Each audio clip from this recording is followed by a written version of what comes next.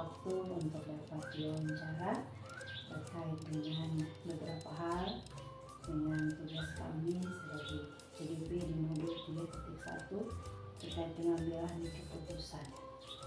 Baik, di sini saya akan bertanya, ada 8 pertanyaan yang nanti saya mohon kesediaan Bapak untuk menjawab. Dari pengalaman Bapak sudah sekian lama menjadi pemimpin di sekolah, baik di sini bahkan di tempat yang lain, mungkin ada banyak hal yang Bapak sudah lalui, terlebih khusus dalam mengatasi kasus-kasus. Untuk itu, yang pertama yang mau saya tanyakan, bagaimana Bapak dapat mengidentifikasi kasus-kasus yang merupakan dilema etika atau bujukan moral? Ya, baik, terima kasih. Sebagai pengalaman saya sebagai pemimpin di sebuah sekolah atau selama di sekolah, ada beberapa kasus yang saya alami. Itu ada kasus yang benar-benar terjadi dan benar, dan ada kasus yang benar-benar salah dan benar terjadi.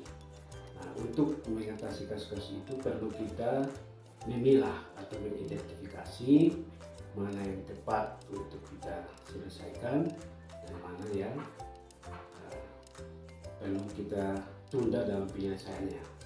Nah, cara saya untuk mengidentifikasi yang mana dari kedua kasus tersebut yang saya sampaikan di atas tadi, kita harus memahami masing-masing kasus. Tentu saja yang kita perlu pahami adalah kasus yang harus kita bangun komunikasi dengan pihak-pihak yang terlibat. Nah, setelah itu kita membangun komunikasi dengan pihak-pihak yang terlibat, maka permasalahan yang dihadapi dapat kita pahami, maka saya sebagai pimpinan bisa melakukan beberapa hal untuk bisa memetakan apakah kasus tersebut merupakan rujukan moral atau dilema dalam beretika. Ya, baik.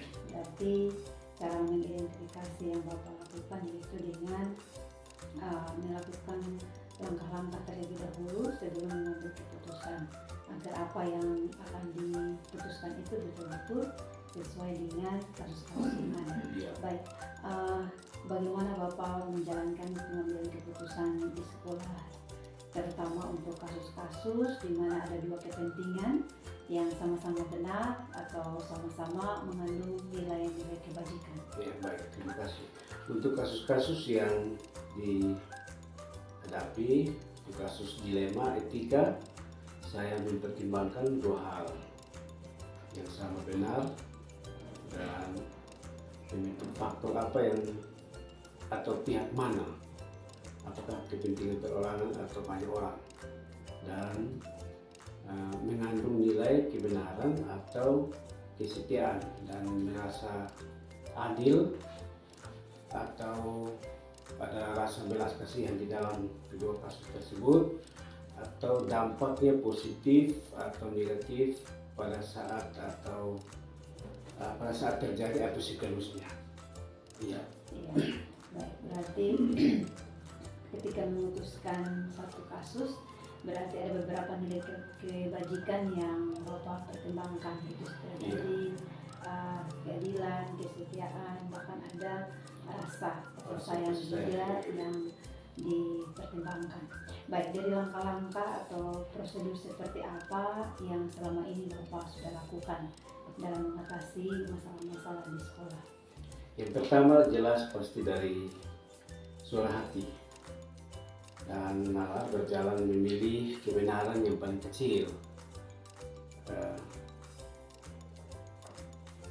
dan besar manfaatnya terhadap warga sekolah, dengan mempertimbangkan kepentingan dari kedua pihak yang mengalami kasus tersebut. Nah, untuk langkah-langkah itu perlu saya terapkan untuk tidak mengorbankan salah satu pihak di dalam lingkungan sekolah, baik guru maupun siswa atau guru dengan masyarakat sekitarnya. Jadi langkah langkah atau prosedur yang Bapak sudah ambil itu, kalau kita melihat dari 4 paradigma etika, berarti lebih ke rasa keadilan lawan rasa kasihan, berempati dengan warga sekolah, terlebih khusus ketika Bapak mau memutuskan sesuatu, mempertimbangkan dengan suara hati. Baik, hal-hal apa saja yang selama ini Bapak anggap efektif dalam pengambilan keputusan pada kasus-kasus dilema etika tersebut? Ya baik, dalam kasus tersebut itu pengambilan keputusan dengan dilema etika, maka hal efektif yang perlu dilakukan adalah dengan menyederhanakan pokok permasalahan dan membangun kebijaksanaan di antara warga sekolah. Baik, dengan membangun komunikasi agar semuanya bisa berjalan dengan baik, ya Pak ya. Ya. Baik, terus apakah ada tantangan ketika dalam pengambilan keputusan dari kasus-kasus yang ada? Dalam pengambilan keputusan dalam mengatasi kasus-kasus yang ada itu ada tantangan dari pihak yang tidak dapat menerima sepenuhnya proses untuk memahamkan sebagian orang untuk secara ikhlas menerima dan menjalankan keputusan tersebut. Nah, menjadi sebuah tantangan itu secara tetap atau sadar dalam menjalankan keputusan yang telah kita sepakati bersama. Baik, berarti tentu saja ada tantangan ketika dalam pengambilan keputusan itu dari pihak-pihak tertentu yang mungkin kurang sepakat dan lain sebagainya, Bapak. Ya. Baik, dari dalam pengambilan keputusan dalam setiap permasalahan yang ada, apakah Bapak memiliki sebuah tata kelola atau jadwal tertentu untuk menyelesaikan kasus etika dilema tersebut, atau ketika ada kasus-kasus tersebut Bapak langsung menyelesaikannya di tempat, atau seperti apa, Bapak? Ya baik, dalam menyelesaikan kasus tersebut tidak terjadwal. Namun dalam pelaksanaannya atau menyelesaikan sebuah kasus diprioritaskan kasus mana yang perlu diselesaikan secepatnya tergantung dari jenis kasus dan pentingnya kasus tersebut diselesaikan secepatnya agar tercipta lingkungan sekolah yang sehat, harmonis, kondusif, dan untuk dampak positif terhadap semua warga yang ada di sekolah. Ya, berarti kalau tergantung dari kasusnya, apabila kasus itu perlu untuk diselesaikan secepatnya langsung diselesaikan, tapi kalau perlu pertimbangan pasti dibutuhkan beberapa waktu, ya Bapak ya. Baik, dalam menyelesaikan satu kasus atau pengambilan keputusan itu apakah ada orang atau warga sekolah atau faktor-faktor apa yang selama ini Bapak libatkan dalam menyelesaikan satu kasus? Ya baik, di dalam menyelesaikan sebuah kasus terutama di lingkungan sekolah untuk mengambil suatu keputusan, maka saya sebagai pimpinan mengidentifikasi jenis kasus tersebut. Harus bisa dilakukan lebih awal agar bisa diuji, lalu dilakukan pengujian benar lawan dan benar dapat menentukan paradigma apa yang kita pilih sehingga keputusan diambil sesuai dengan prinsip-prinsip yang tidak merugikan warga sekolah terutama peserta didik. Iya, Bapak. Dari apa yang sudah Bapak sampaikan, tidak terlepas dari 3 prinsip penyelesaian dilema etika, yaitu berbasis hasil akhir, berbasis peraturan, dan juga berbasis rasa peduli. Berarti dari yang saya Bapak sampaikan bahwa ketiga prinsip ini semuanya dipertimbangkan dengan baik. Baik, dari semua hal yang sudah Bapak sampaikan tadi, pembelajaran apa yang kira-kira dapat dari pengalaman Bapak ini yang betul-betul menjadi pengalaman yang paling berharga dalam mengambil keputusan? Ya baik, pengalaman yang berharga dalam mengambil sebuah keputusan untuk mengatasi sebuah kasus adalah harus berani memilih atau memilah atau mengidentifikasi kasus mana yang diprioritas atau dan kasus mana yang perlu diselesaikan lebih awal dan tidak mengorbankan salah satu pihak, baik siswa maupun guru ataupun masyarakat di lingkungan sekolah. Ya. Baik Bapak, kiranya apa yang Bapak sudah sampaikan ini bisa menjadi penguatan bagi saya, menjadi refleksi bagi saya ke depan.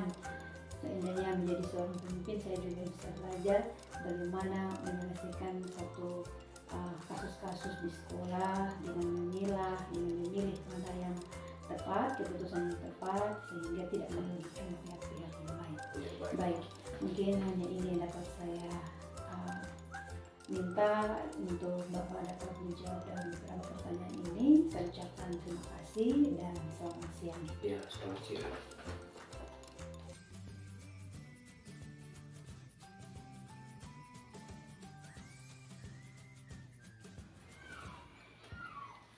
Selamat siang Bapak. Selamat siang Ibu. Apa kabar? Puji Tuhan. Tuhan baik. Baik. Senang sekali saat ini saya bisa bertemu dengan Bapak. Sesuai dengan informasi kemarin bahwa hari ini saya akan mewawancarai Bapak terkait dengan tugas kami sebagai calon guru penggerak pada modul 3.1 terkait pengambilan keputusan seorang pemimpin di sekolah dalam menyelesaikan masalah-masalah yang ada di sekolah. Baik, sekali lagi saya terima kasih karena Bapak sudah berkenan untuk diwawancarai ya Bapak. Siap. Ya, baik. Dalam kesempatan ini saya akan mengajukan beberapa pertanyaan terkait dengan pengambilan keputusan yang mungkin selama ini Bapak sudah jalankan sebagai seorang pemimpin di sekolah ini. Baik, bagaimana Bapak dapat mengidentifikasi kasus-kasus yang merupakan dilema etika atau rujukan moral? Baik, terima kasih Bu. Untuk kasus-kasus yang terjadi, saya akan menyampaikan pengalaman Iya. berdasarkan kepercayaan yang diberikan sebagai pemimpin untuk beberapa tahun terakhir, tapi saya juga akan menyampaikannya berdasarkan pengalaman Iya. yang saya alami. Jadi berhubungan dengan kasus yang terjadi untuk kita hadapi di lingkungan sekolah, maka hal yang perlu kita lakukan dari awal adalah bagaimana caranya kita mengenali kasus yang terjadi itu. Karena bisa kita mencari tahu masalah yang terjadi, tapi kita juga harus mencari tahu mengapa masalah itu terjadi. Mungkin faktor-faktornya yang mengakibatkan kasus itu terjadi, dan kasus itu melibatkan siapa-siapa, sehingga selanjutnya kita bisa memikirkan langkah-langkah efektif yang bisa kita lakukan untuk menyelesaikan kasus. Baik Bapak, berarti cara Bapak mengidentifikasi kasus yang ada itu dengan melihat kasus itu terlebih dahulu, Iya. apakah itu dia rujukan moral, apakah dia itu dilema etika. Itu baru mulai untuk mengambil keputusan ya Bapak ya. Baik, jadi seperti kita tahu bahwa rujukan moral itu situasi di mana Bapak mengalami satu waktu yang dalam pengambilan keputusan itu ada dihadapkan dengan kasus benar lawan salah. Dan kalau dilema berarti sebuah situasi di mana Bapak dihadapkan pada keadaan yang keduanya benar namun bertentangan dalam pengambilan keputusan. Nah, bagaimana Bapak dapat menjalankan pengambilan keputusan itu, terutama dalam kasus-kasus yang sudah Bapak selesaikan selama ini? Terima kasih Bu, berkaitan dengan hal seperti itu. Karena memang sebagai seorang pemimpin mengalami situasi kita kalau belum ada yang benar sehingga bila tidak melihat secara baik masalah itu, maka kita tentu saja akan salah mengambil keputusan. Karena itu benar dengan benar, maka hal itu perlu kita lihat dari dampak apa yang akan terjadi biasanya keputusan. Bila dampak dari pihak benar itu menimbulkan dampak positifnya, negatifnya yang begini, maka pasti kita berpikir, oh ini pasti dampak negatifnya akan di minimal bisa terjadi dengan dampak yang tidak terlalu. Maka itu harus kita jeli untuk melihat itu sehingga walaupun dia benar dengan benar, tetapi pada akhirnya dia dampak negatifnya lebih besar, maka kita harus berpikir secara baik. Baik, berarti harus betul-betul jeli dalam melihat kasus ini apakah dia berdampak positif atau berdampak negatif. Ya. Baik, tentu juga ada dalam penyelesaian kasus-kasus itu ada nilai-nilai kebajikan yang turut disertai dalam pengambilan keputusan itu, seperti ada keadilan, tanggung jawab, kejujuran, bahkan rasa kasih sayang pun pasti akan muncul ketika Bapak pernah mengambil satu keputusan itu. Terima kasih menyangkut dengan mengambil sebuah keputusan dengan menerapkan nilai-nilai kebajikan. Tapi itu sangat penting. Dan itu tentu akan menjadi tolak ukurnya seorang pemimpin kebijakan atau keputusan. Yang pasti perlu ada kasus-kasus kebenarannya harus ini pertolongan sosial dunia sehingga tidak intinya bahwa seperti hal demikian tidak akan bertentangan dengan yang namanya kepentingan daripada kepentingan individu. Iya, berarti satu keputusan yang diambil harus betul-betul adil agar semua pihak itu tidak ada yang merasa dirugikan. Ini lebih memihak yang ini, lebih memihak yang ini. Berarti harus adil dalam mengambil satu keputusan, dan tentu juga dengan ada rasa sayang terhadap ya pasti dalam keadaan begitu ada juga bahwa ada pihak yang menyatakan dikorbankan, tetapi sebenarnya seorang pemimpin akan melihat bahwa dampak negatifnya tidak akan jauh karena menerapkan dan melihat nilai-nilai kebijakan yang harus dengan apa yang saya sampaikan, tentu dengan melihat nilai-nilai yang ada, tentu juga berkaitan erat dengan paradigma etika. Karena ketika mengambil satu keputusan pasti ada individu yang berlawanan dengan kelompok, terus ada kebenaran lawan kesetiaan, dan juga ada jangka panjangnya, jangka pendeknya, bahkan rasa keadilan lawan rasa kasihan itu pasti muncul. Seperti yang tadi Bapak sampaikan, memang kalau dalam penyelesaian masalah pasti ada oknum-oknum tertentu yang merasa ini tidak sesuai dengan apa yang kami inginkan, tetapi menurut pemimpin itu yang terbaik. Itu yang terbaik dilihat dari nilai-nilai kebajikan yang ada. Tentu dalam penyelesaian setiap kasus yang ada, Bapak punya langkah-langkah atau prosedur tersendiri yang biasa Bapak pakai untuk menyelesaikan masalah-masalah yang ada. Terima kasih. Dan pasti seorang pemimpin perlu menjadi prioritas.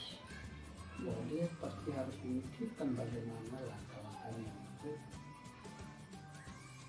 sebuah persoalan atau kasus bisa diselesaikan. Dan kalau seandainya kita telah mengenali kasus itu, faktor-faktor penyebabnya apa, dia melibatkan pihak mana, maka di situ kita akan melihat dengan arif bijaksana melihat kalau demikian maka langkah ini langkah yang tepat akan saya pakai untuk menyelesaikan kasus yang seperti ini.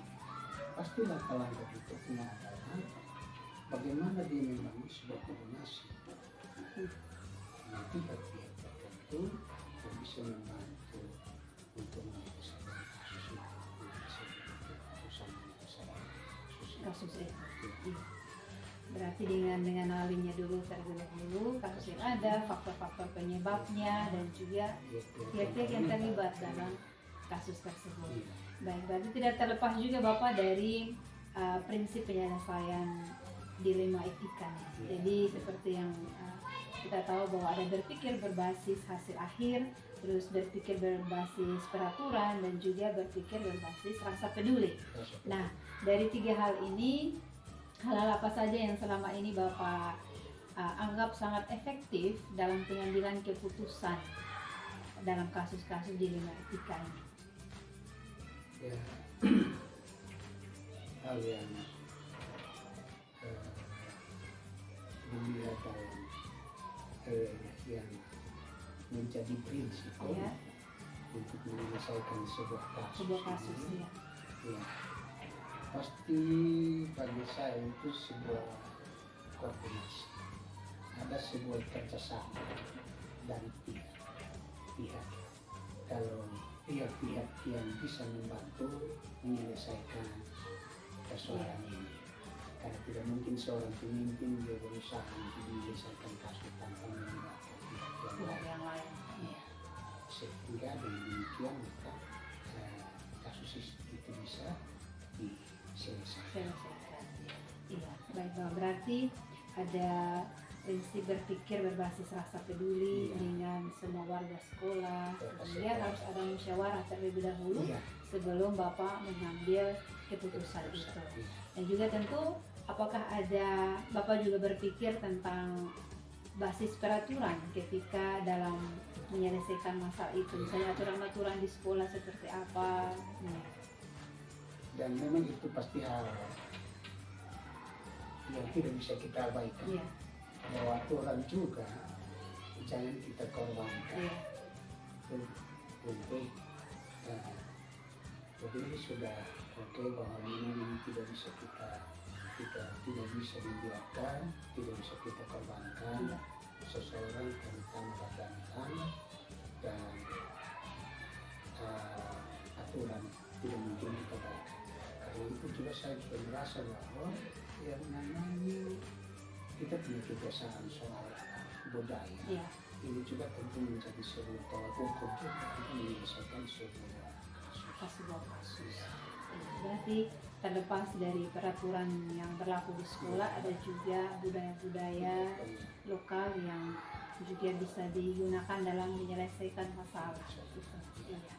Baik, Bapak. Berarti dari apa yang tadi aku sampaikan, dari berbasis rasa peduli, berbasis peraturan, dan juga berbasis hasil akhirnya juga pasti akan ada ketika semua itu dilakukan dengan tahap-tahap yang seperti apa yang tadi Bapak sampaikan, ya.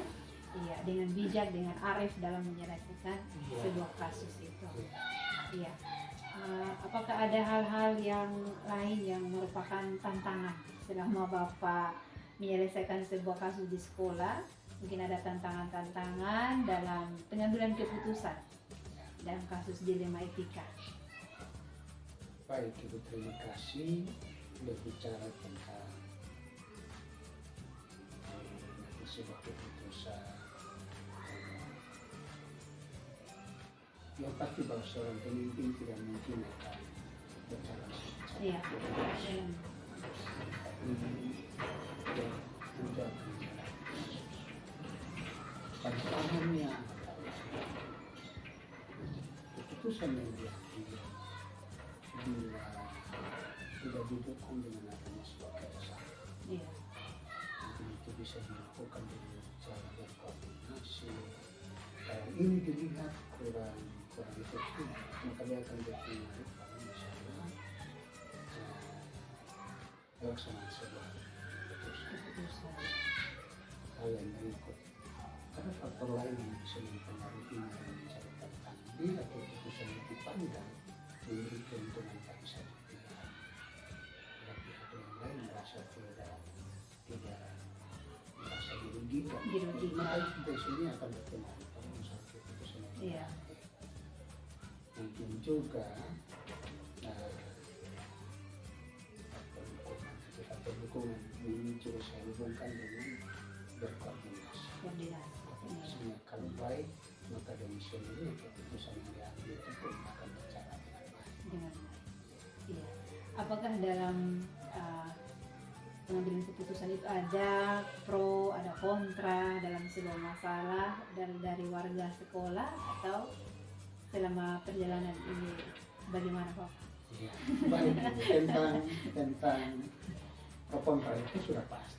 Iya. Akan ada. Dan itu kalau kita amati itu dari apa masing-masing orang. Apabila ada yang menyetujui, ada juga yang tidak, dan itu sudah pasti. Itu berarti bahwa ada hal yang perlu kita pikirkan. Jadi menurutnya bahwa kita kembali melihat mekanismenya pengambilan sebuah keputusan.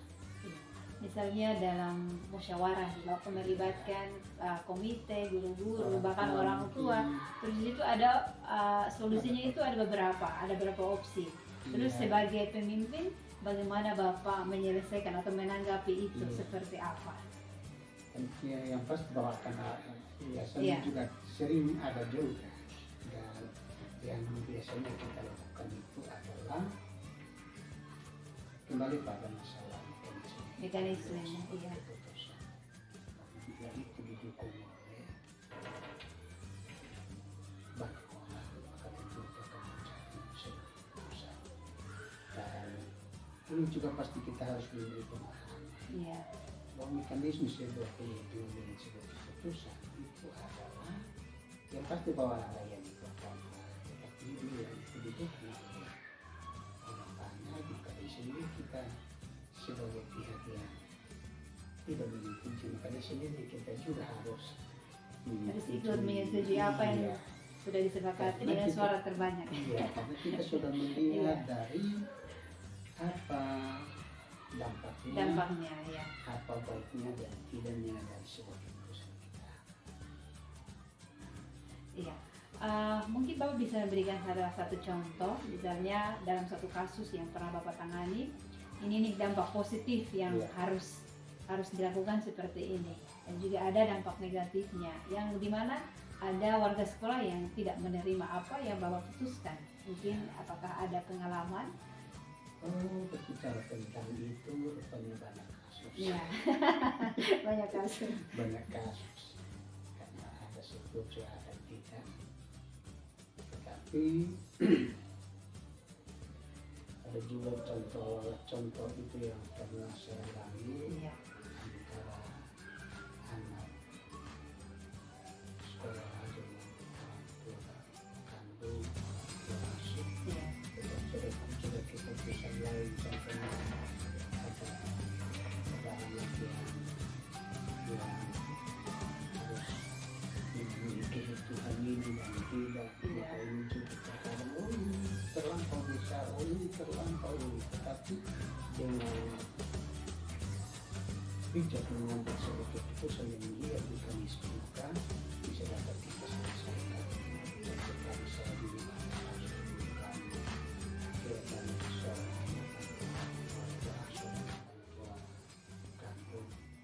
juga kita berusaha dengan cara bagaimana untuk tidak menimbulkan masalah yang panjang, dan kita mengurangi dampak-dampak yang terjadi yang tidak menyebabkan pihak tertentu dalam hal ini anak sekolah, maka pada akhirnya ini dapat diterima baik. Dapat diterima. Walaupun ini fakta juga. Luar biasa Bapak dari Iya. apa yang Bapak sampaikan ini sangat luar biasa ya. Sebagai seorang pemimpin, saya melihat bahwa memang seorang pemimpin seperti Bapak harus arif, harus bijaksana betul, harus teliti betul dalam menanggapi setiap kasus dan bagaimana jalan keluarnya. Luar biasa. Baik Bapak, dari kasus-kasus yang sudah Bapak tangani itu, apakah ada sebuah tata kelola atau jadwal tertentu untuk menyelesaikannya, atau ketika Bapak menghadapi satu kasus sekolah langsung pada hari itu Bapak selesaikan, atau butuh beberapa waktu dulu setelah ditinjau dan sebagainya baru bisa mengambil keputusan? Baik, Ibu, menyangkut dengan jadwal penyelesaian sebuah kasus, ini pasti hal yang paling utama adalah kita melihat kasus itu sendiri. Karena ada kasus yang bisa diselesaikan dalam waktu bisa cepat. Tapi ada kasus juga yang membutuhkan waktu penyelesaian. berangkat dari masalah tersebut, kasus Iya. tersebut. Kalau mudah diselesaikan, maka bisa diselesaikan. Dengan waktunya, kita harapannya adalah bahwa kasus itu terjadi dan dapat Diselesaikan. Iya. Tapi ada juga kasus yang membutuhkan waktu penyelesaian. Mungkin setelah kita tahu ini penyebab ini dan ini melibatkan ini, dan penyelesaiannya dia harus ada koordinasi antara pihak ini dan pihak ini, langkah-langkahnya harus seperti ini, maka pasti dia membutuhkan waktu. Sehingga tidak bisa kita tentukan sebuah waktu yang pasti. Ya pasti. Yang intinya bahwa ada kasus yang bisa segera diselesaikan, tapi ada kasus yang nanti membutuhkan waktu penyelesaian. Iya, berarti ada kasus yang menurut Bapak ini ringan atau mudah nih diselesaikan. Misalnya hari ini hanya dengan mengumpulkan teman-teman guru itu bisa selesaikan, tetapi ada kasus yang memang rumit sekali, itu membutuhkan harus ada kehadiran orang tua dan juga badan pengurus komite misalnya. Ya, baik Bapak. Dalam jadwal atau penyelesaian yang Bapak sudah kemukakan tadi, apakah ada bentuk atau prosedurnya seperti apa yang Bapak jalankan dalam menyelesaikan kasus-kasus yang ada itu?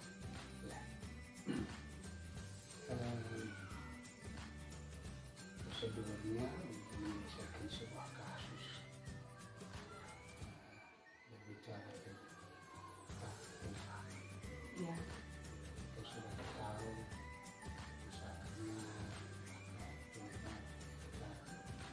pihak yang terlibat, maka langkah selanjutnya untuk kita bisa menyelesaikan sebuah kasus itu adalah kita punya koordinasi, kan kita akan kira pihak ini adalah pihak pelaku untuk kasus ini, tetapi pihak yang bisa ikut mendukung penyelesaiannya, maka perlu ada semacam koordinasi sehingga ini akan menjadi tokoh yang ikut mendukung kita dalam penyelesaian kasus, sehingga baik itu guru atau itu mungkin harus komite atau mungkin juga orang tua,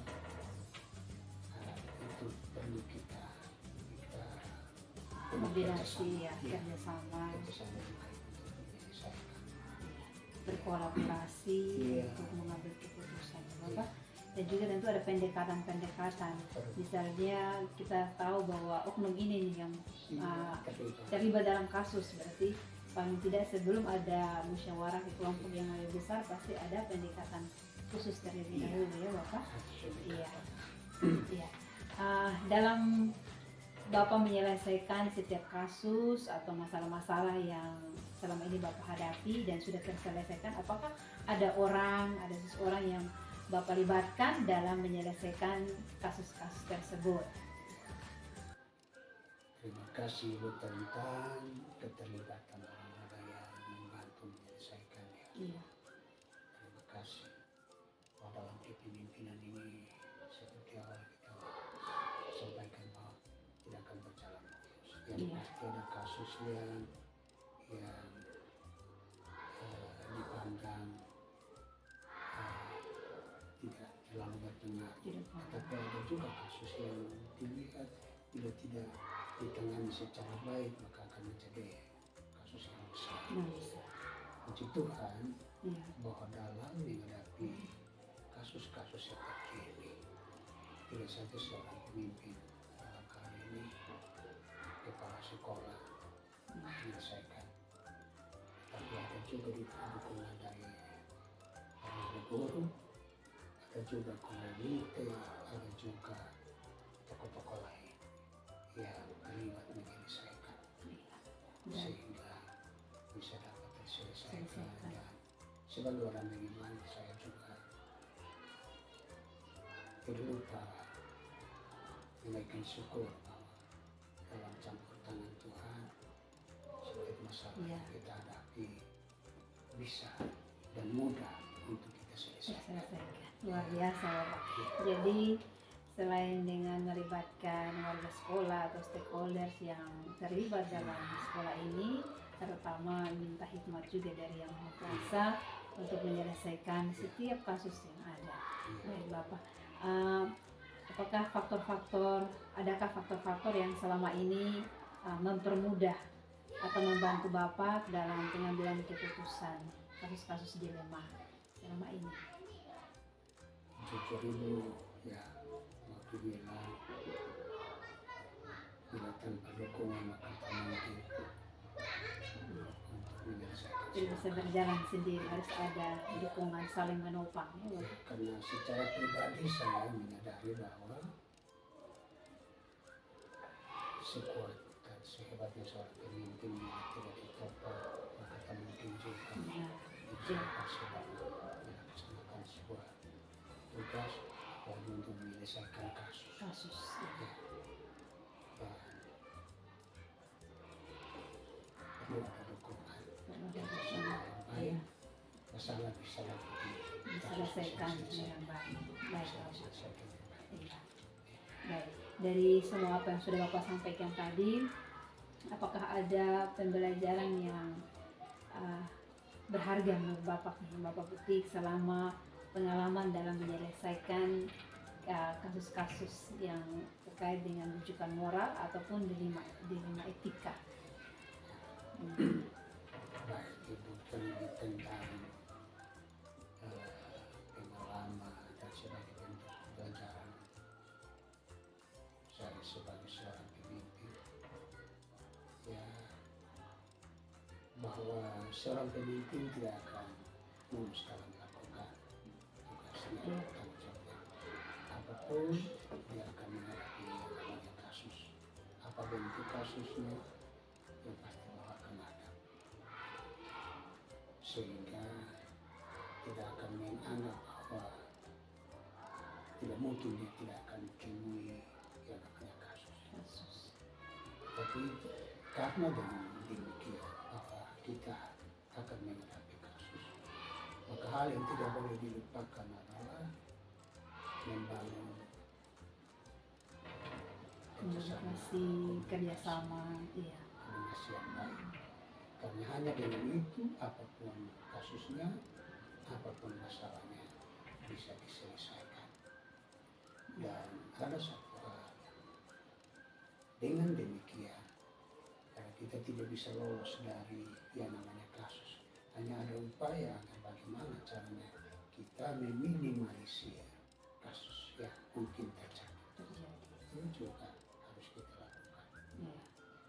Karena ini pasti bisa dilakukan dengan berbagai cara, walaupun nanti akan terjadi tetapi ditekan atau dikurangi. Iya, dikurangi supaya jangan terlalu Iya, meluas iya. seperti Tidak, itu Bapak, tidak diperkecil. Iya.